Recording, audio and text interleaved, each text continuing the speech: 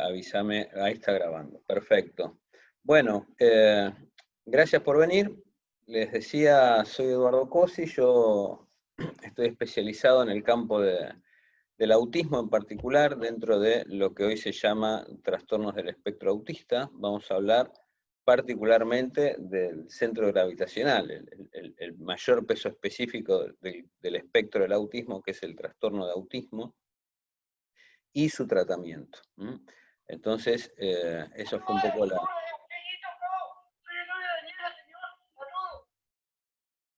Bueno, siempre, ya en estos 4 meses todos nos hemos acostumbrado a videoconferencias y demás. Traten de mantener siempre los micrófonos cerrados hasta que tengan alguna participación. Yo no los veo a todos, pero Daniela Pérez, si me estás escuchando, creo que tu micrófono está abierto. El resto de lo que veo está todo cerrado. Bien, les decía, yo soy doctor en el área de la psicología y terapista cognitivo-comportamental, profesor universitario, bueno, en varias universidades nacionales del país, pero no viene tanto a cuento ahora, un poco para que se sientan que están en buenas manos. Hace mucho tiempo también nos dedicamos a la formación, a lo que en síntesis vamos a presentar hoy, que es el abordaje cognitivo-comportamental del autismo, y la idea de hoy es una charla que va más o menos a rondar 1 hora de duración, quizás un poco más, no mucho más por el formato, porque sería exigir el formato, y poder presentarles a ustedes 2 puntos. Uno que yo llamo la concepción actual del autismo, cómo entender el autismo cómo se entiende actualmente el autismo y cuál es su tratamiento. ¿Por qué digo esto? Porque una cosa va de la mano con la otra. Porque hoy, en la actualidad, el autismo tiene una hipótesis que lo ha convertido en un problema desde el punto de vista de cómo lo entendemos hoy, en un problema razonable de entender, una hipótesis realista, razonable, y eso va de la mano con el hecho de que tenemos hoy, y hace muchos años ya, un tratamiento que es correlativo de esa manera de entender el autismo. Es decir, a una concepción razonable y realista del autismo se sigue un tratamiento que cumple con lo que yo llamo la regla de las 3 R's. Un tratamiento que es razonable, que es realista y que es realizable, y de esta manera soluciona el problema del autismo. Entonces, dejamos atrás, esta no es una charla, digamos, con el espíritu lo digo con respeto, ¿no? de las tribunas y los foros de las redes sociales, donde uno está todo el tiempo poniéndose a favor o en contra. Lo que voy a presentar yo humildemente es cuál es esta concepción, cuál es la evidencia que tienen estos tratamientos, y después, bueno, invitarlos a dar por supuesto que todos ustedes tienen un compromiso honesto y sincero con el campo del autismo, un auténtico interés que va más allá de los debates de redes sociales, ¿entienden lo que les quiero decir yo? Y dejarlos, esa es mi pretensión, suficientemente bien orientados para que desde ese compromiso y ese interés legítimo por el campo del autismo y su solución, bueno, se comprometan ustedes en profundizar, investigar, desarrollar e instrumentar los tratamientos que cumplen con estas condiciones. Solucionan un problema como el autismo desde una perspectiva que cumple las 3 R's. Porque el tratamiento es razonable, es realista y es realizable. Y hace muchos años que se sabe, que se entiende bien el autismo, pero pasaron muchos años hasta que se llegó a este punto de vista, ¿no? Estas charlas siempre y los cursos lo seguimos dictando porque, a pesar de que vamos a hablar de una concepción que existe de los años 70, de los años 80 con más fuerza, al día de hoy todavía no está claro. Es decir, todavía considero yo que el debate es un debate actual y es necesario difundirlo, dar el debate y divulgarlo. ¿Por qué? Porque al final del día, cuando uno observa cómo se está tratando el autismo, sigue pareciendo todavía un terreno como poco comprendido, poco estudiado, con poca evidencia, y sigue pareciendo, lo digo con respeto, como en muchos aspectos hay muchas lagunas, y en esas lagunas es un poco tierra de nadie, y cada maestrito con su librito. Y la verdad es que espero que esta charla les sirva para darse cuenta que hay una hipótesis robusta, sólida, que permite dividir aguas y entender por qué hay un tratamiento que es, y qué quiere decir cognitivo-conductual, y por qué es el tratamiento de primera línea y de elección. No tiene que ver esto, o sea, no es la venta de un tratamiento por un instituto o por un centro terapéutico, sino es justamente un debate libre y responsable, basado en fundamentos. ¿Me siguen hasta acá? Cuando yo freno así es para que me den un poco de feedback por el chat. ¿Se entiende un poco el tema que vamos a tratar? Perfecto, gracias. Gracias, Irina, Pamela. Bien, entonces, ¿de dónde viene esta concepción y cuál es? El autismo, todos ustedes creo que lo saben, y si no, esto es bastante conocido, nace en los años 40 con la descripción de Leo Kanner, una descripción para ese tiempo con poca casuística, 14, 16 chicos, pero muy aguda, muy precisa, que todavía sigue siendo hoy definitoria de la manera en que tenemos de entender el autismo. Pero en una época, después vienen las descripciones del doctor Asperger, una cantidad también no mucho más grande de chicos, que los distingue por la diferencia en el desarrollo del lenguaje, eso también es conocido. Después vienen, en una secuencia más o menos cronológica, los estudios de Rett, que recibe después el síndrome de Rett, su nombre en homenaje a las primeras investigaciones de Rett, que recorre realmente impresionante, ¿no? Empieza a indagar en esos años, ¿no? Casuística de diferentes partes del mundo de nenas que tenían rasgos como los chicos autistas de Leo Kanner, pero diferencias específicas, ¿no? Realmente una era donde no teníamos las redes sociales, internet y todo lo que hay hoy, por eso el síndrome de Rett recibió en homenaje el nombre de estas primeras investigaciones muy artesanales, ¿no? Después Heller con lo que se llama el trastorno desintegrativo en la infancia, y esto es un poco el recorrido que hasta el manual diagnóstico, que es el lenguaje general en todo el mundo, como referencia inevitable, ¿no? Para tener un piso mínimo diagnóstico, de descripción diagnóstica, por lo menos en este campo, hasta el DSM-4, esto conformaba un grupo clínico que tiene un nombre que me interesa recordar, que era Trastorno Generalizado del Desarrollo, TGD.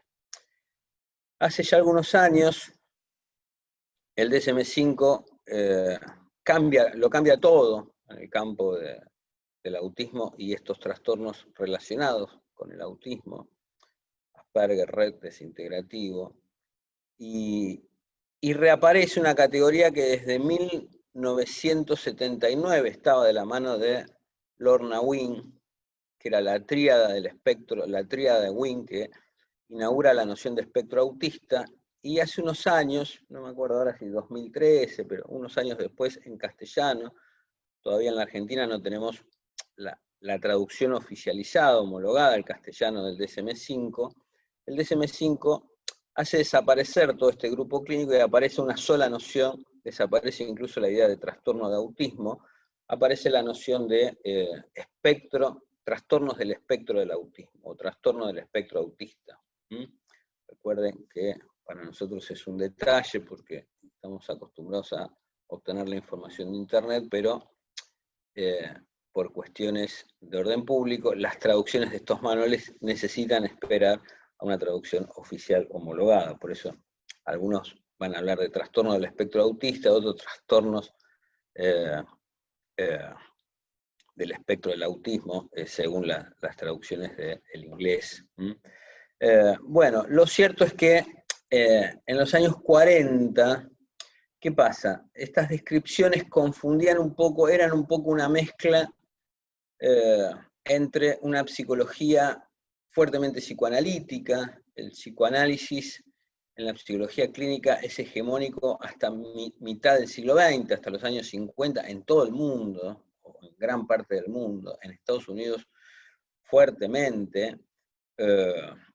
Todavía las terapias del comportamiento no habían tenido un lugar, un protagonismo, ni siquiera en Estados Unidos.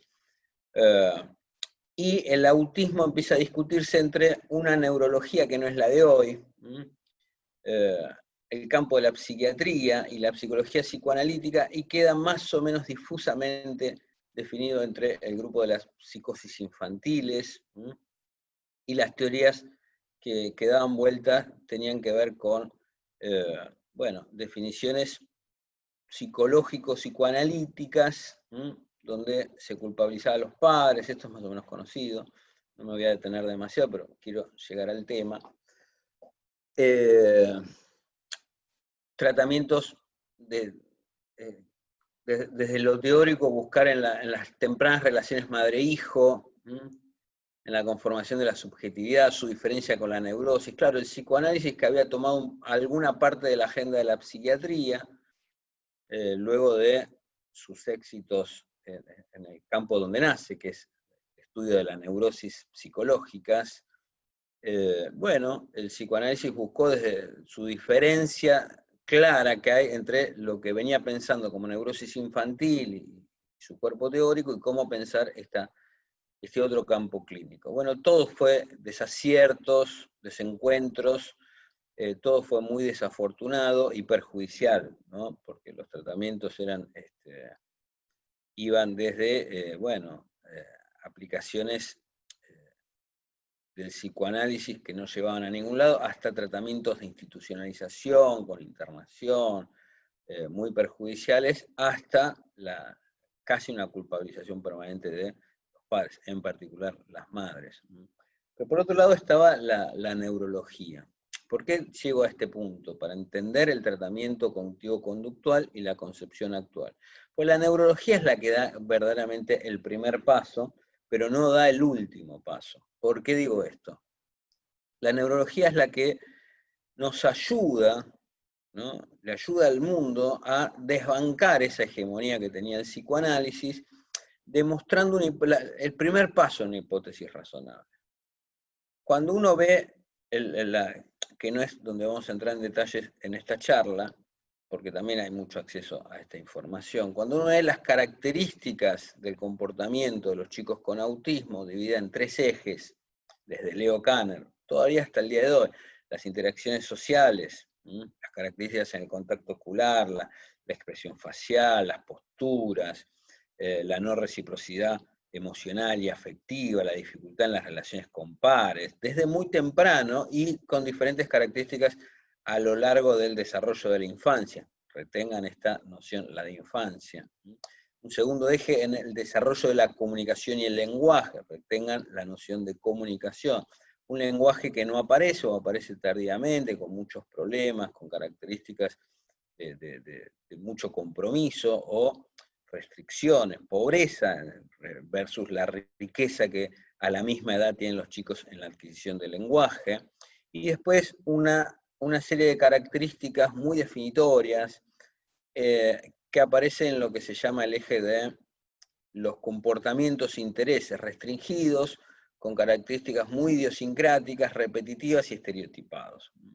Bueno, esto después, en el DSM-5, no me quiero ir de tema, aparece como una una puesta al día, una modernización de estas características, y aparece después como las características fundamentales, compromisos en la comunicación social, ya sea en los comportamientos no verbales o verbales, el lenguaje o el contacto ocular, por dar un ejemplo.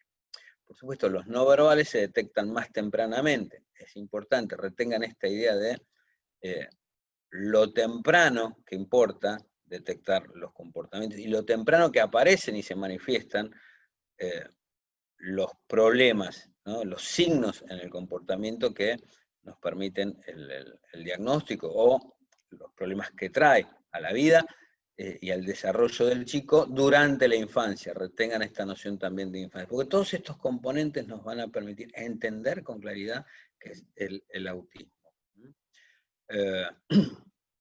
Entonces les decía que estas tres características les hace decir a la neurología de la época que acá no hay un problema psicológico en el sentido psicoanalítico. Acá no juega la influencia de las relaciones tempranas, padres, hijo, madre, hijo. Los signos en el comportamiento son tan típicos que la hipótesis que nace es esta, préstenme atención, el problema es un problema en el desarrollo.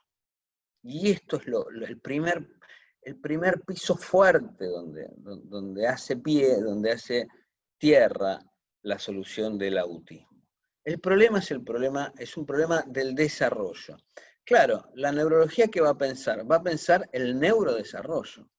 Entonces, cambia todo en la historia porque es el primer paso hacia el desarrollo de un tratamiento eficaz. ¿Por qué? Porque la neurología, ahí es donde le pasa el tratamiento, porque esto también es cierto, hay una tendencia contemporánea muy fuerte a cierta fascinación por la explicación neurológica de los problemas. Pero siempre reflexionen ustedes si una explicación, primero que todo comportamiento humano tiene un correlato neurológico y neurobiológico, y eso es una verdad de suyo. Pero, ¿cuánto dice eso? ¿Cuánto realmente cambia las cosas en el campo clínico? Porque en el campo clínico no nos interesan tanto las explicaciones como nos interesan las soluciones y la transformación, la modificación del problema, su solución. Entonces las explicaciones neurológicas, claro que siempre van a tener un lugar porque siempre, al final del día, más cerca o más lejos, hay un correlato neurológico de cualquier comportamiento humano. Pero ¿hay un tratamiento neurológico de todas esas explicaciones neurológicas?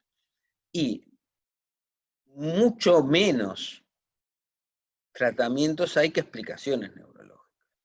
Y en general, si ustedes leen y profundizan, se toman un tiempo, todo lo que parece una lectura apresurada, una gran explicación neurológica, casi siempre son correlaciones, correlatos, hallazgos de laboratorios, que cometen una falacia en la que no me voy a detener tampoco, que es la de tomar la parte por el todo.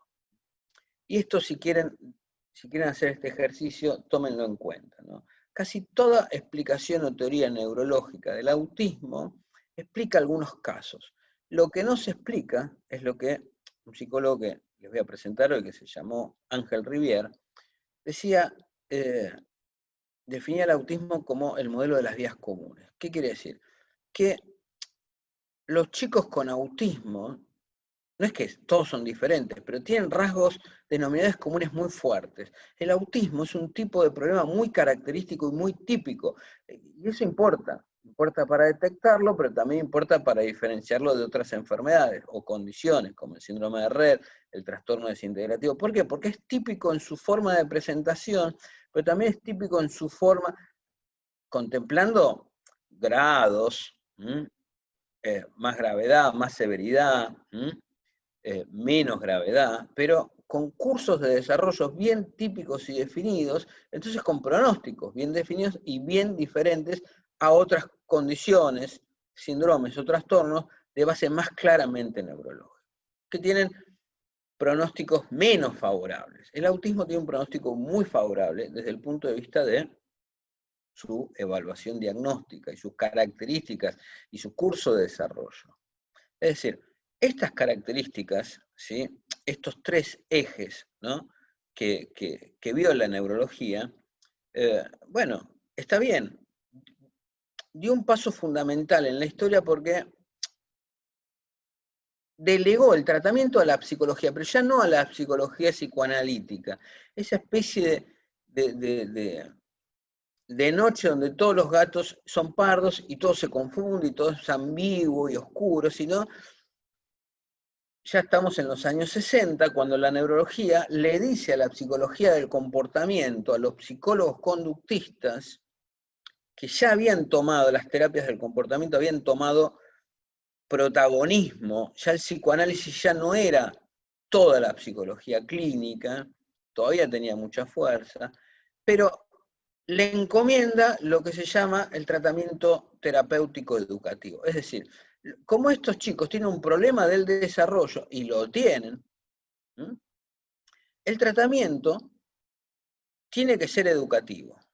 No tiene que haber tratamientos basados en explicaciones extrañas y difusas y conjeturales del autismo con una psicosis infantil, sino un problema del desarrollo implica que hay habilidades, competencias estratégicas, fundamentales, básicas, que no van a adquirirse, y la neurología no tiene la manera de lograrlo, y le pide a la psicología del comportamiento, conocidos como los ingenieros del comportamiento o los arquitectos del comportamiento, que saben cómo desenseñar algunos comportamientos que por su exceso son disfuncionales y perjudiciales, y otros fortalecerlos porque se presentan de manera deficitaria. El lenguaje, piensen ustedes, en los excesos piensen las crisis, las autolesiones, los movimientos repetitivos, desalentar aquello que por exceso es disfuncional y promover, alentar o crear aquello que aparece de modo con un déficit o que no aparece y hace falta crear. Y acá estamos en los años 60. ¿Qué pasa con la psicología? Hasta acá empiecen a ver, porque es razonable la explicación, empieza a ser razonable. ¿Por qué? Porque la idea de base es esta: si hay un desarrollo, ¿sí?, pongan el caso de la neurología y el neurodesarrollo. Si hay algo como el neurodesarrollo, que normalmente sucede de una manera, bueno, razonablemente aparece una clínica que es correlativa de cuando ese desarrollo no sucede de la manera en que normalmente sucede, sino que acontecen durante el desarrollo problemas. De ahí viene la noción de trastornos generalizados del desarrollo, que algunos confunden como si todos los aspectos del desarrollo debieran estar comprometidos. Y no, lo que quiere decir eso es que los procesos generales del desarrollo pueden, razonablemente, comprometerse. Cuando se comprometen, generan trastornos de los procesos generales del desarrollo. ¿Por qué es razonable hablar de procesos generales y qué pista nos da esto? Nos lleva a lo temprano que aparecen los síntomas. Piensen en el contacto ocular. El contacto ocular es un comportamiento, y esto nos va a llevar al tema hacia el que voy, que es el desarrollo psicológico. Es un comportamiento psicológico, social, muy selectivo, muy especializado y muy temprano en el desarrollo. Entonces, ¿qué quiere decir trastorno general del desarrollo? Que cuando los problemas aparecen, si hablamos de desarrollo, cuanto más temprano aparecen los problemas, los compromisos, más generales son los procesos que van a estar afectados. ¿Por qué? Porque el desarrollo es secuencial. El desarrollo es eso, es desarrollo porque es la evolución de la estructuración del comportamiento humano, ¿sí?, para la neurología desde el punto de vista neurológico, ¿sí?, que va dándose sucesivamente estructuraciones cada vez más desarrolladas y más complejas que se desarrollan respecto de las anteriores, de las preexistentes. Entonces, cuanto más temprano es el compromiso, más general va a ser la manera en que se afecta el desarrollo. Entonces, cuando decimos trastorno general del desarrollo, estamos diciendo al mismo tiempo un compromiso temprano en el desarrollo. ¿Me siguen hasta acá? Porque quiero dar el paso que para mí es fundamental.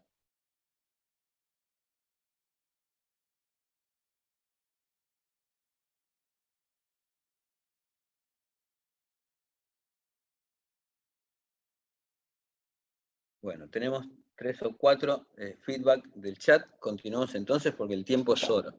Bueno, pasan dos cosas acá. Y acá préstenme mucha atención, porque esto lo cambia, o sea, entender o no entender razonablemente el autismo cambia todo lo que hacemos cuando lo abordamos. Porque una cosa es tratar el autismo por lo que se sabe del autismo y otra cosa es que lo tratemos por lo que se dice, de lo que se repite, de lo que se escucha. Y eso lo cambia todo. Por eso el tratamiento validado y basado en evidencia resuelve un problema como el del autismo en una estimación de tratamiento cuando se hace lo que corresponde y en los tiempos que son los óptimos, es una estimación de un tratamiento que va de 2 a 3 años. Y esto existe de los años 60, los años 70, por eso hay que dar el debate, por eso en el siglo XXI no podemos tratar a los chicos con autismo todavía con tratamientos que todos los días aparecen como grandes novedades y que siguen manejándose con escasa evidencia y por ensayo y por error, prometiendo beneficios y no estudiando suficientemente, primero, los daños, los riesgos posibles y no comparándose con alternativas que existen hace 40 años y que son en mucho más completas, más integrales y más superadoras y con mayor eficacia y éxito terapéutico. ¿Mm? Todo esto vamos a tratar de entender cuál es el paso que deberíamos dar. ¿Qué pasa con el desarrollo? Estamos hablando de los años 60, de una neurología que da, por decirlo rápido y mal, en la tecla y le dice a los psicólogos, a los ingenieros, arquitectos del comportamiento, que se dedican al análisis y modificación de conductas, ustedes que saben, desenseñen algunas conductas y enseñen otras. Hasta acá la versión ingenua, pero la primera real en la historia, cronológicamente, del tratamiento conductista del autismo. ¿Qué hacen los psicólogos? Y acá hay un nombre que fue muy criticado, pero poco estudiado, que es el doctor Lobas, que falleció hace pocos años. En los años 60 es quien marca la diferencia e inaugura el tratamiento cognitivo-conductual. Él dice, bueno, hicimos lo que nos pidieron y logramos éxito donde el resto no. Por eso algunos en esas épocas debatían conductismo sí, conductismo no. Porque estos tipos logran éxito, donde hay chicos que no emiten sonidos, hay chicos que empiezan a emitir sonidos, palabras, frases y reconocer instrucciones simples, pero dice, todo, las rabietas disminuyen, las autolesiones también, pero esta conciencia, sinceridad, honestidad brutal que tiene el conductismo permite la revolución y que todo cambie. ¿Por qué? ¿Qué dicen? Nosotros conseguimos el éxito porque sabemos analizar analizar y modificar conductas.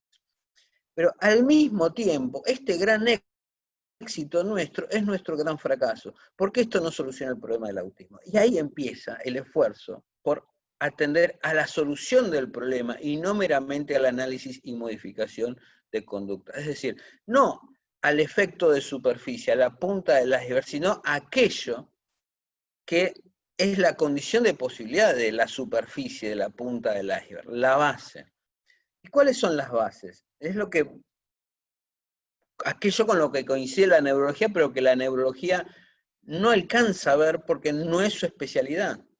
Entonces, no es un problema neurológico predominantemente el autismo, sino es un problema psicológico, pero no en el sentido psicoanalítico. ¿Qué quiere decir esto? Una obviedad que estuvo siempre frente a las narices de todos los psicólogos y de cualquiera que haya estudiado un año de psicología, pero que no se veía en el campo clínico. ¿Por qué? Porque el campo clínico iba por el lado del psicoanálisis o las terapias del comportamiento, y en general el campo clínico psicológico se basa mucho en el modelo del adulto joven verbal. Y acá teníamos una clínica nueva, eran chicos, y en general el lenguaje era uno de los problemas principales. Entonces, ¿qué es lo que faltaba cambiar? Que la psicología clínica, la psicoterapia de niños, no psicoanalítica, sino conductista, se diera cuenta de lo que hacía más de 30 años ya se había demostrado, que era desembarcar la base, pero lo más básico, de la psicología del desarrollo, o la psicología evolutiva, o la psicología genética, al campo de la psicología clínica para este nuevo problema clínico. Y esto tiene un nombre, tiene un padre, y ese padre se llama Jean Piaget, que en los años 30 demostró algo que para hoy todos nosotros es una obviedad, pero que no se aplicaba a la clínica de niños, a la clínica del autismo. Tuvo que pasar esta bofetada de la neurología, del psicoanálisis, para que la psicología recapacitara y se diera cuenta de esto tan elemental. El comportamiento humano siempre está organizado por estructuras complejas, muy inteligentes y muy especializadas, que no vienen dadas del nacimiento, sino que se desarrollan. Hasta ahí la hipótesis es la misma del neurodesarrollo. El comportamiento humano está desde siempre organizado de manera muy compleja, muy especializada y muy inteligentemente por estructuras que no están todas dadas desde el inicio, sino se van desarrollando, por eso hablamos de neurodesarrollo. Pero la cuestión acá es, ¿solo existe el neurodesarrollo para entender los comportamientos más básicos del ser humano? ¿O desde temprano la lógica del desarrollo de estructuras neurobiológicas no alcanza a explicar los comportamientos humanos más básicos, más elementales y más tempranos? La respuesta es lo segundo. La psicología desde los años 30 había demostrado que el comportamiento humano más básico y más elemental, claro que está inteligente, complejamente, especializadamente organizado por estructuras que no están dadas desde siempre, sino que se van desarrollando una secuencia una respecto de otras. Y esto se llamó desarrollo psicológico. Lo que quiero que presten atención es que desde muy temprano el comportamiento humano está organizado por estructuras que para diferenciarla de las neurobiológicas las llamamos cognitivas o psicológicas. De ahí viene cognitivo-comportamental. No viene de la terapia cognitivo-comportamental. Por la terapia cognitivo-comportamental de Albert Ellis, de Aaron Beck, y todo el desarrollo hasta ahora, lo que llaman la tercera o cuarta ola de terapias cognitivo-conductuales, no tiene nada que ver con eso. Yo tengo un montón de colegas, yo trabajo en terapias cognitivas comportamentales. En realidad son modificaciones de la terapia de adulto joven verbal, del psicoanálisis, ayornadas a finales del siglo XX, principios, y lo que va del siglo XXI. No tiene nada que ver con esto. Esto es pensar un abordaje desde el comportamiento del chico y con el comportamiento del chico, pero atendiendo no a la conducta del chico, sino a modificar las estructuras psicológicas o cognitivas que se definen así porque traspasan lo neurobiológico desde muy temprano. Entonces, desde muy temprano, trabajar en el análisis y la modificación del desarrollo de estas estructuras cognitivas, inteligentes, complejas, especializadas, que organizan el comportamiento. Entonces, ¿cuál es el planteo conductual? Si se puede trabajar a ese nivel y no con el efecto de no en la punta del iceberg, sino en la base del iceberg, tenemos una solución razonable para un problema razonable. Es decir, ¿cuál es la hipótesis, la concepción actual del autismo? El autismo tiene su base en problemas tempranos, pero no meramente neurobiológicos, sino en compromisos en el desarrollo psicológico tal y como normalmente sucede. En vez de como normalmente sucede el desarrollo psicológico, acontecen compromisos tempranamente, que como son tempranos, se manifiestan en formas típicas. ¿Por qué? Porque cuando un compromiso en el desarrollo aparece muy temprano, la manera en que se va a manifestar es en la manera en que compromete a posteriori, a futuro, la continuación del desarrollo. Si entienden esto, entienden toda la diferencia. ¿Me siguen hasta acá?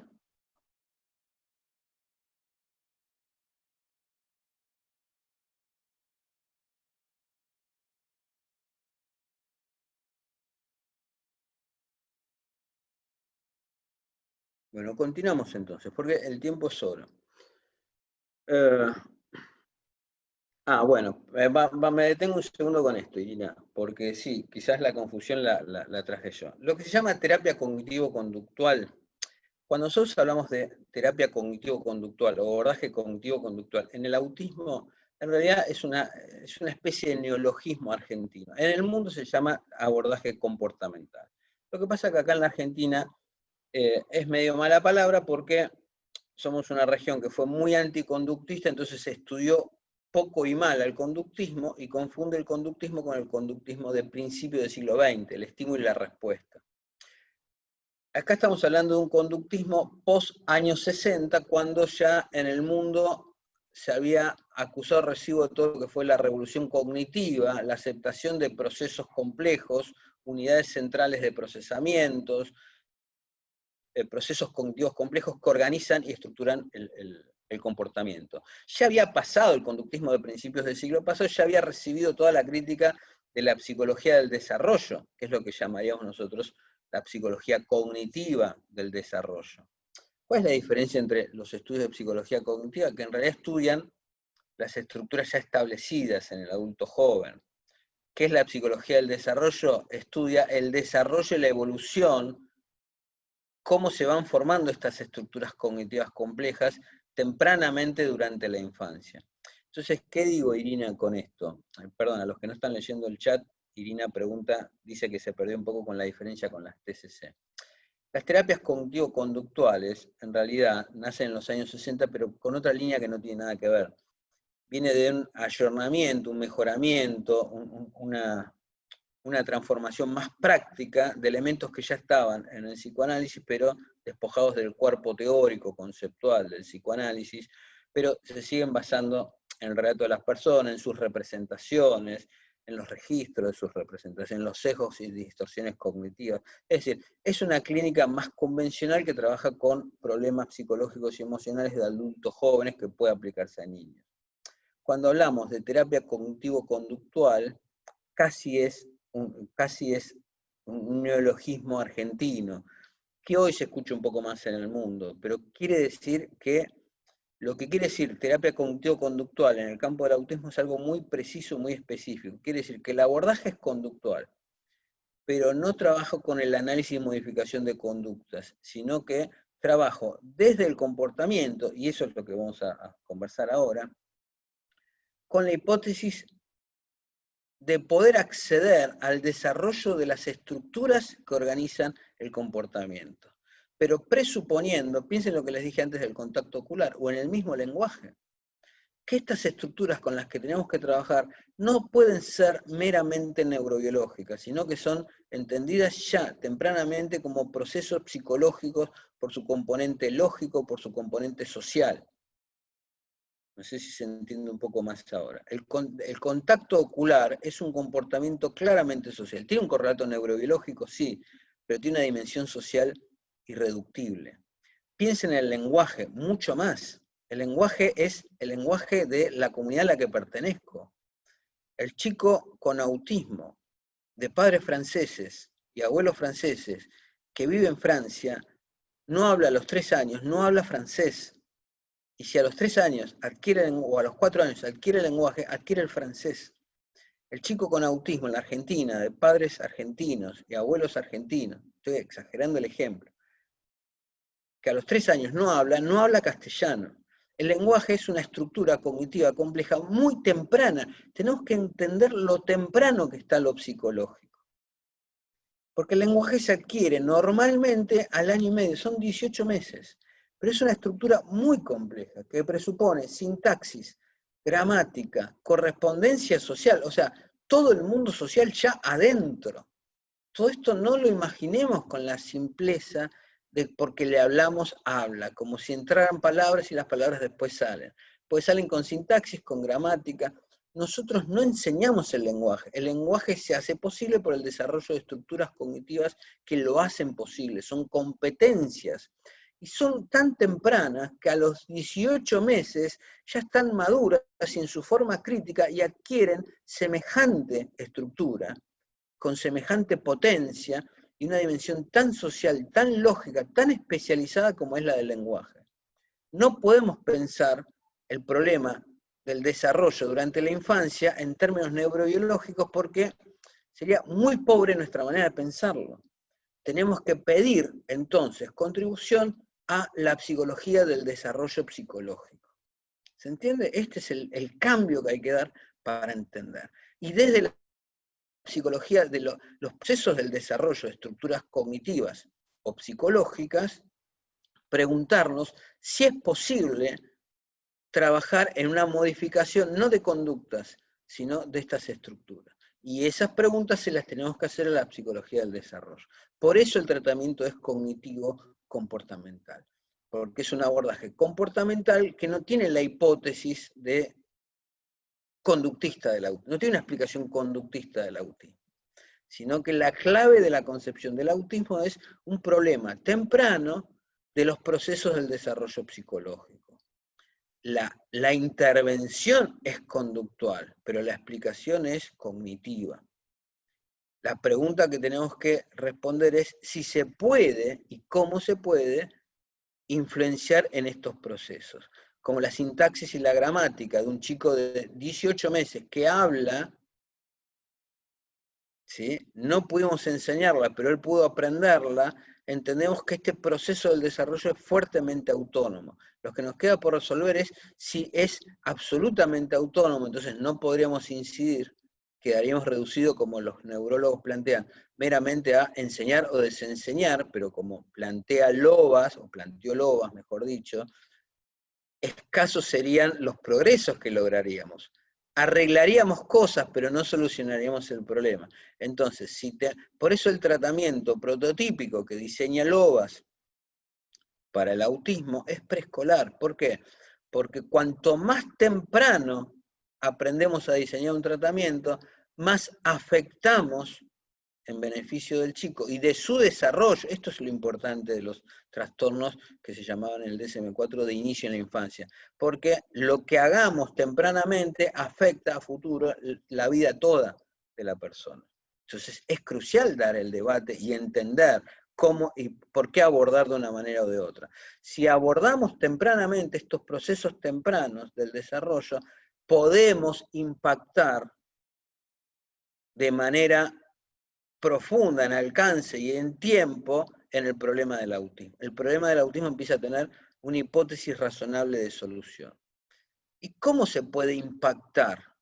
Y bueno, la psicología del desarrollo había planteado que el desarrollo es autónomo, pero influenciable por el mundo. El chico que habla en Argentina habla castellano y el chico que habla su lengua nativa, ¿no? En París habla francés y en Londres habla inglés. Hay un impacto del mundo. Y la segunda variable, la primera variable es el mundo, es decir, lo que modelamos, por eso aparece la noción de modelado y moldeamiento, porque el mundo es un factor de influencia, no solamente de la conducta, sino de los procesos que organizan las conductas. Apuntamos entonces a trabajar. Por eso el tratamiento pasa, y esto es clave, hay que corregirlo, y hay que animarse a dar los debates. El tratamiento del autismo es un tratamiento temprano en el mundo, no en un consultorio, no en un gabinete. Terapia cognitivo-conductual no son una cantidad de sesiones en el gabinete de un terapista cognitivo-conductual. El primer paso que da Lovász es los tratamientos son en la casa del chico, no en la casa porque en la casa tenga poderes terapéuticos, en el mundo.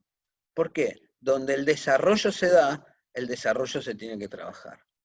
No puedo inventar las condiciones del desarrollo que ofrece el mundo, sin el cual el desarrollo no es posible. Porque si bien el desarrollo es un proceso secuencial, progresivo, la segunda condición sine qua non necesaria del desarrollo es una relación permanente y total de adaptación con el mundo, que tiene, de un lado, la asimilación del mundo a las estructuras preexistentes, por eso funciona secuencialmente esa evolución y desarrollo de estructuras, pero en contacto permanente y total con el mundo, que el mundo en el ser humano es el mundo social.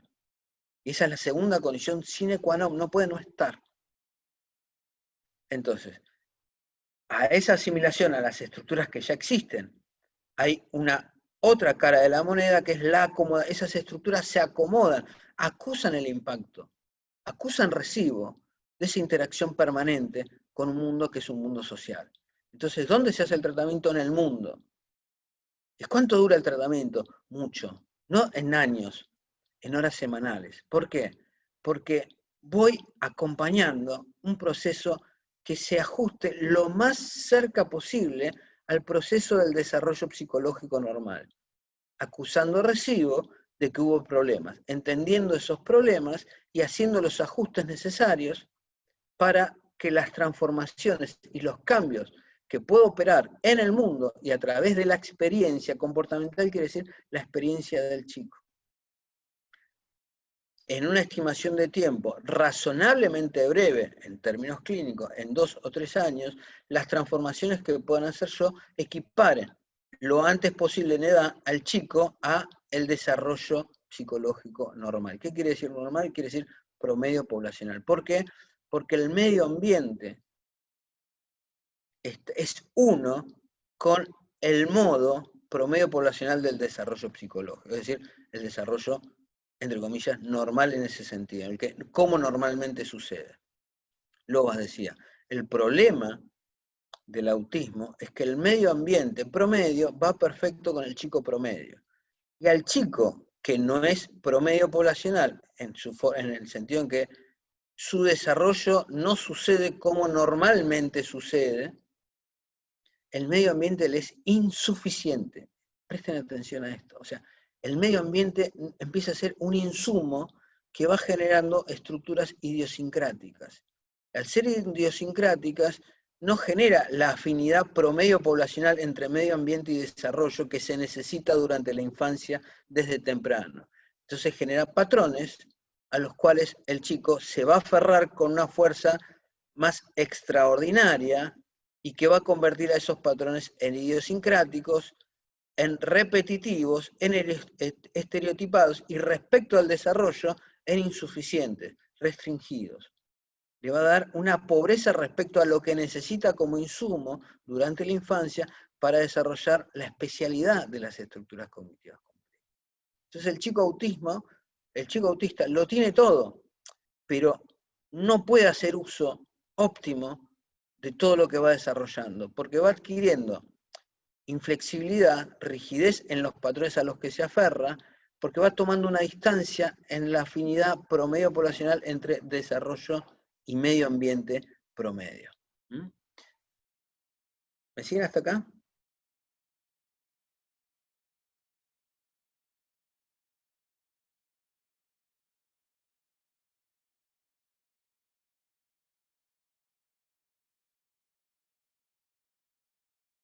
Muy bien, gracias. Entonces, para bajar un poco esto a lo práctico, ¿cuál es el primer factor? Es el mundo, interesa el mundo.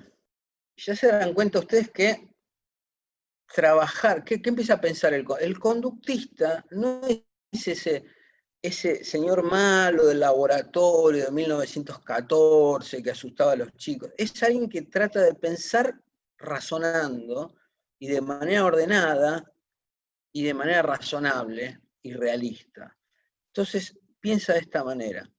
A ver, la hipótesis es razonable. ¿Un proceso del desarrollo puede comprometerse? Sí.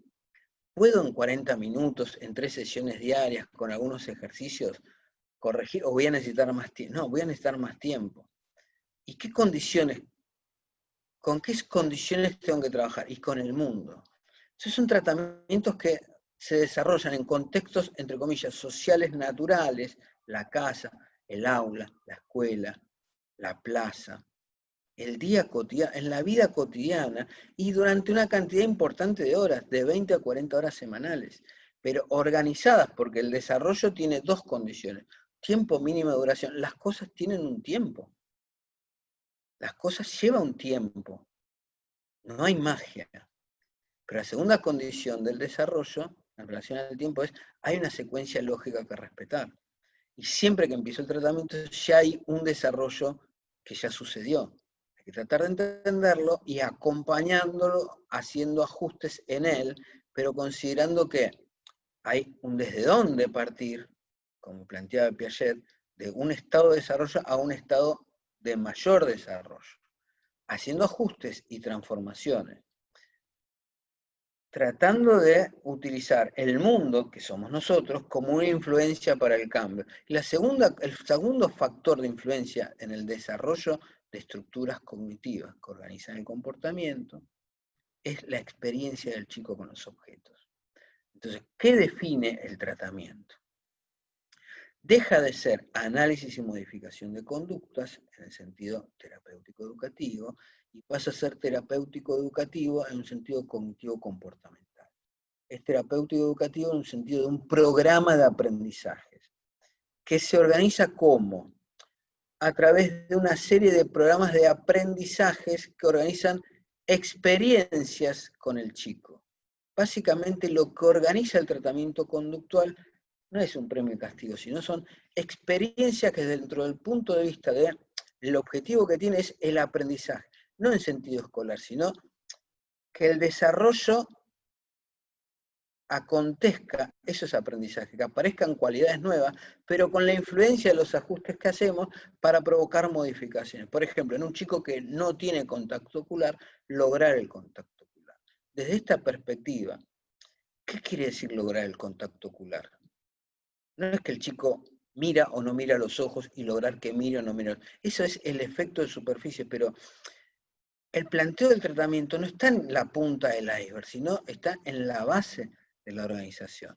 El contacto ocular logrado y el medio por el cual lo logré, que se llama apoyo, es la punta del iceberg. La base del problema es esta.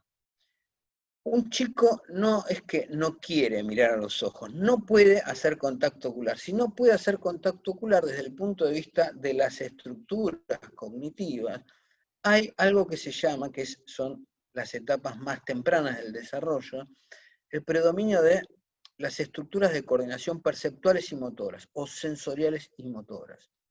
La manera en que un chico hace contacto ocular es social, es reciprocidad social, emocional, afectiva. Claro que sí, y desarrolla un mundo emocional afectivo, pero tiene un componente estructural cognitivo. Hay una coordinación sensorial y motora, hay esquemas, hay patrones, hay estructuras perceptuales y motoras que lo hacen posible. El chico que no puede ha desarrollado un comportamiento idiosincrático donde esa posibilidad no está. Y va reforzándose y retroalimentándose con el mundo la otra posibilidad, el no contacto ocular. ¿Cómo piensa un conductista? Cuando yo organizo experiencias para transformar esa experiencia de no contacto ocular a la experiencia de contacto ocular y la refuerzo después, cuando aprendo a administrar un programa de apoyos y refuerzos, pero entiendo con claridad sobre qué comportamientos y qué experiencias corresponde en función de un programa secuencial de aprendizaje trabajar. Y el contacto ocular, claro que es estratégico, a la imitación social, la imitación social al lenguaje. ¿Ven cómo piensa el conductista? Pero lo que entiende es que cuando la manera en que administro apoyos y refuerzos tiene que ser tal que cuando logro el contacto ocular, lo que se logró no es solamente la respuesta a una instrucción, como se dice, un juego de salón, un análisis y modificación de conductas, sino la transformación en los esquemas de coordinación perceptual motor o sensorio-motor, que haga que ese comportamiento, es como cuando uno aprende con ayuda a andar en bicicleta, lo que cambia es la coordinación de los esquemas de reflejos y equilibrios y motores. Una vez que cambia eso, queda incorporado.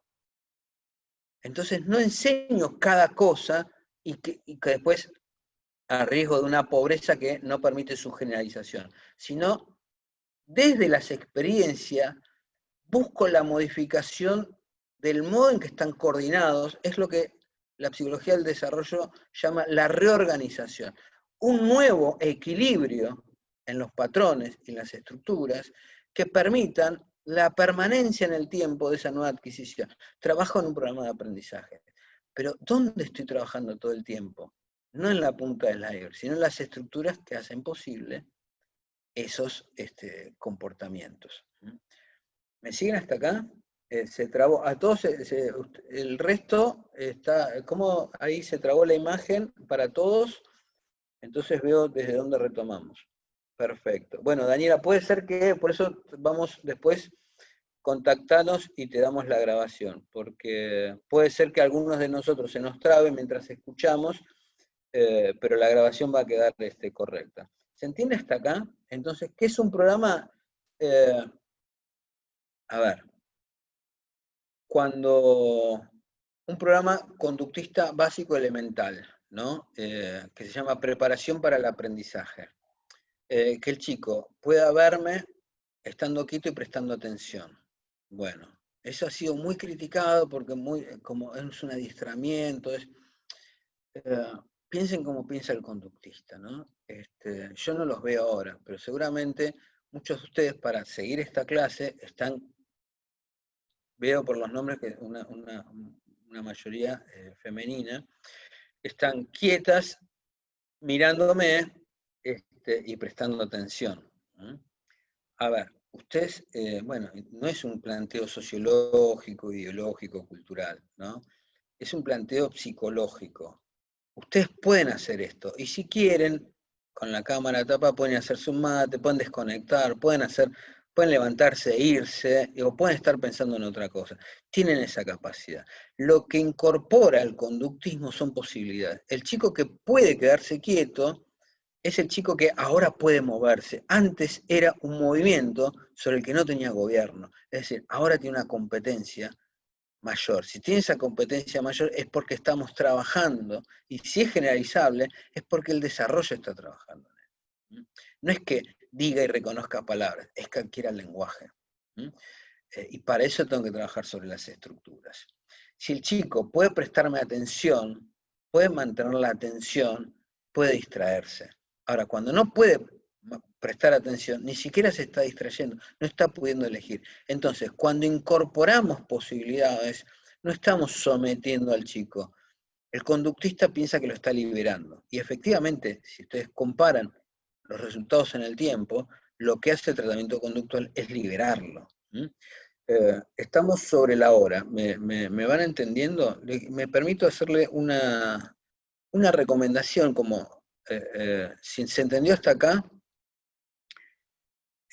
quiero darles, no un tip, pero algo que va a tono y a resumir un poco de lo que estoy hablando, ¿no?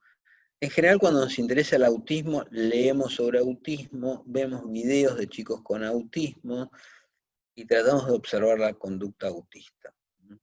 Menos veces hacemos lo que nos permitiría entender mejor el autismo, que es ver videos y estudiar y profundizar y entender cada vez más el desarrollo normal. ¿Cómo es el desarrollo de los chicos que no tienen autismo? Porque si ustedes quieren solucionar un problema del desarrollo, mejor y más entendible va a ser si ustedes entienden cómo es esa habilidad, esa capacidad, cuando el problema no acontece. Es decir, veo todo el tiempo personas como muy apuradas a solucionar el problema del lenguaje, que es un problema tan típico en el autismo, o el problema de la especialidad, o el problema de la temporalidad, o la espacio-temporalidad, o las relaciones causales, con tips, con aplicación de técnicas, de programas, con novedades, cuando todavía no se detuvieron a entender. Es cierto, con lo poco, esa fue la genialidad de Lovaas. Trató de parecer el tratamiento del autismo a lo poco y general que conocemos del desarrollo normal. Pero si ni siquiera los procesos más básicos de cómo normalmente sucede y es posible el lenguaje, si no nos ocupamos de entender el desarrollo psicológico normal, estamos a mucha distancia de poder entender cómo abordar cuando aparece un problema en el desarrollo como normalmente hubiese sucedido. Entonces, mi recomendación es esta: no perdamos atención a estudiar, interesarnos en los procesos normales del desarrollo psicológico, porque va a tener más realismo, va a ser más razonable y va a ser más entendible, más inteligible el problema de los chicos con autismo. Si ustedes prestan atención pero no como un trastorno neurobiológico? Porque eso es mucha palabra y poco entender. Si prestan atención a esta hipótesis que les intenté acercarles hoy, de que si es razonable que algo suceda normalmente de una forma, es razonable que puedan aparecer problemas en ese normal desarrollo, todo empieza a ser más razonable. Ya no hablo de a secas de los autistas tienen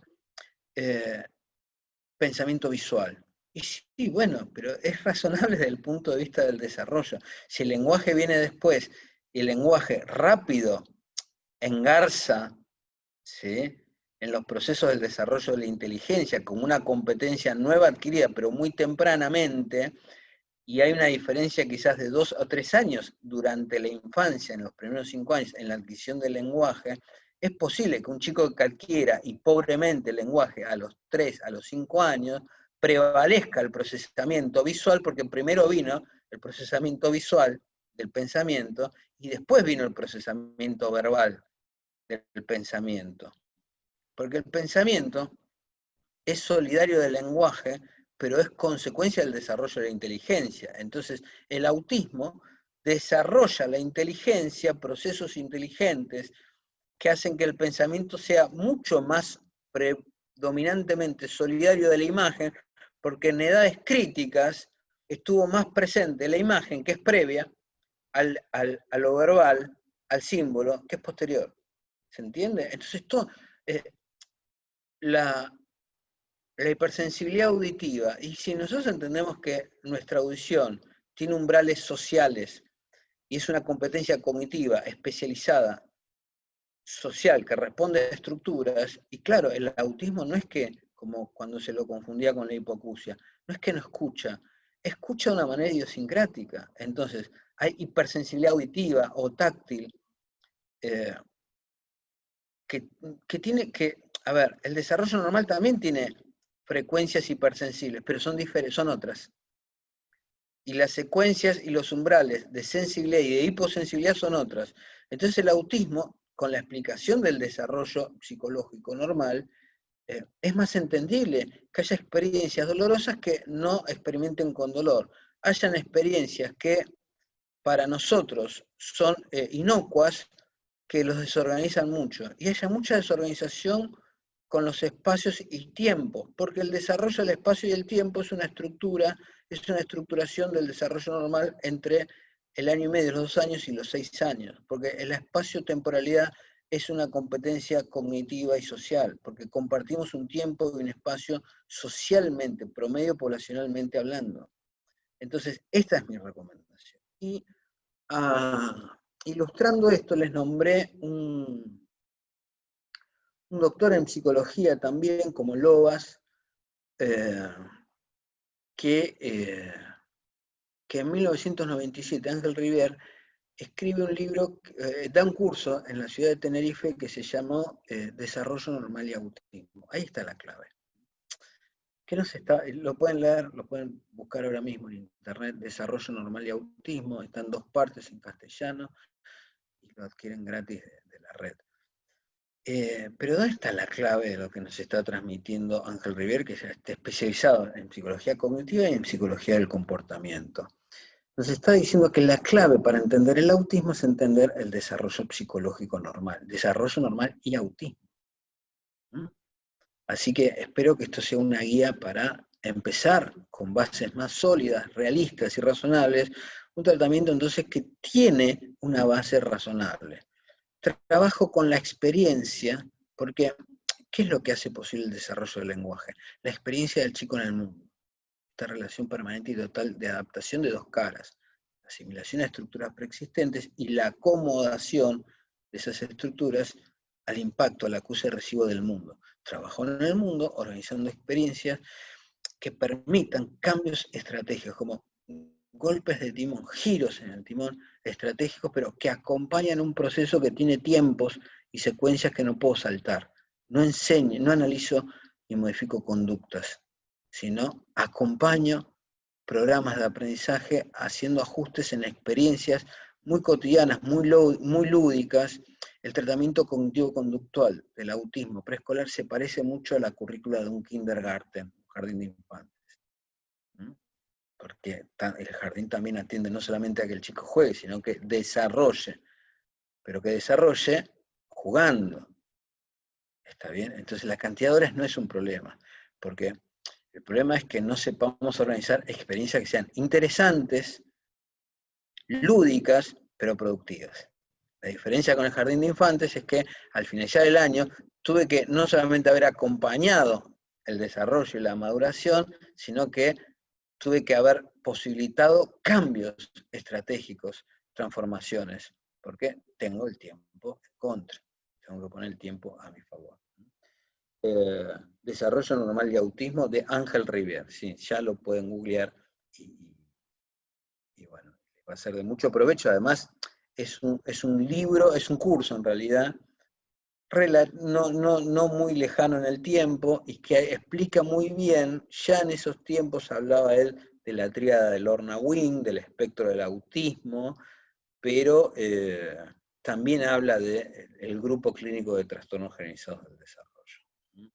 Entonces, bueno, estamos en 1:10, espero que les haya sido de ayuda, provechosa la charla, y bueno, podemos guardar, el tema no termina, por supuesto, ¿no? A los que estén interesados después pueden contactar con Corina, que es la moderadora hoy.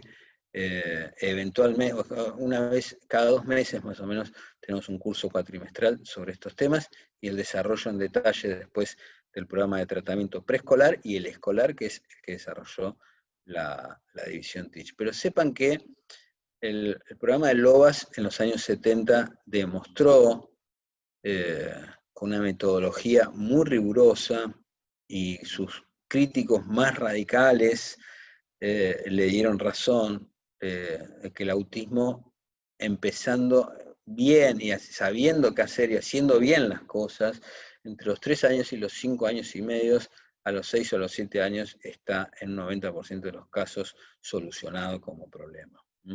No me lo tienen que creer a mí, no lo tenemos que debatir, tenemos que estudiar, comprometernos con el tema y cotejar cualquier otra alternativa, no por lo que se dice, sino por el estudio que hacemos de la confrontación de la alternativa de los diferentes modelos y elegir no por el que más nos guste, sino porque el que es el mejor a los mejores intereses de un chico, que no tiene la culpa de tener su desarrollo comprometido e hipotecada su vida futura y su infancia y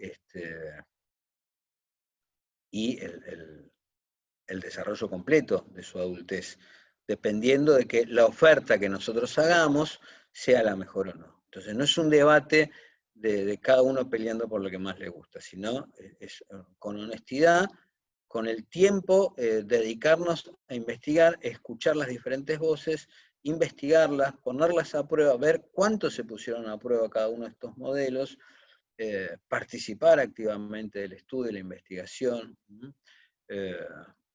y decidir después entonces de manera más responsable y en libertad por las mejor de las opciones. Bueno,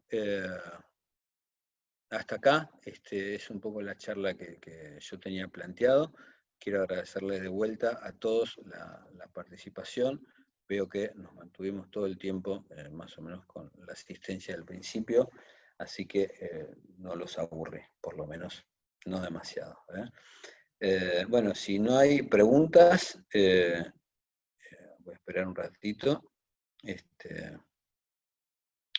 Les dejo en compañía de ese curso para leer. Bueno, muchas gracias, Pamela. Gracias a vos por participar. Bueno, entonces será hasta la próxima y coordinen con Corina Bocio, que es con quien se inscribieron, o al mail que tienen o a los lugares que tienen de contacto con SEA Salud. Nos dedicamos a esto hace años y vemos de hacerles llegar la grabación de la clase. Bueno, muchas gracias a ustedes. Hasta la próxima y nos volvemos a ver en cualquier momento.